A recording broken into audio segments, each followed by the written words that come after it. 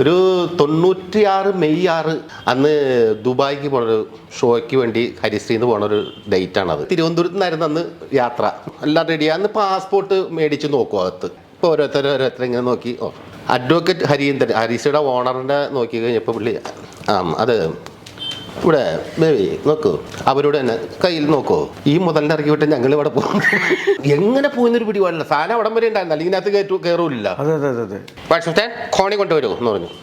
ഇറക്കി ഇറങ്ങണേക്ക് ബേബി എല്ലാവരെയും നോക്കിയേക്കണം കേട്ടാ എന്ന് പറഞ്ഞ് പോയി ആള് കുറച്ച് നോക്കിയപ്പോൾ അങ്ങോട്ട് പോകണം, നടന്നു പോകണം. ഭയങ്കര സങ്കടം തോന്നുന്നു അല്ലേ? കുറച്ച് ഇവിടേക്കും അനൗൺസ്മെന്റ് വന്നു, സാധനം പൊങ്ങണില്ലേ, കുറച്ച് നേരം ഉണ്ടല്ലോ അവിടെ മൂപ്പിച്ചോണ്ടിരിക്കണേ. നോക്കിയപ്പോഴേക്കും ഒരു മനുഷ്യനോട് മാരത്തൺ ഓടണ പോലെ അവിടെ നിന്ന് ഓടി വരും.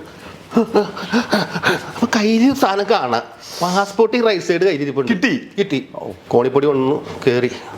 ഭയങ്കര കൈയടി എല്ലാവരും. ആ വന്ന വരവ് എന്ന് കണ്ടു നോക്കിയ രസം. എയർ ഹോസ്റ്റസ് ഇത് കൊടുക്കുന്നു, ഒരു ജ്യൂസ് കൊടുക്കുന്നു, മിഠായി കൊടുക്കുന്നു. പുള്ളി വന്ന് ഇരിക്കുന്നു. സന്തോഷം. ഞങ്ങൾ ദൈവമേ, ഞങ്ങളുടെ പ്രാർത്ഥന ദൈവം കേട്ടു. വന്നിരുന്ന് ഫസ്റ്റിലാണ്.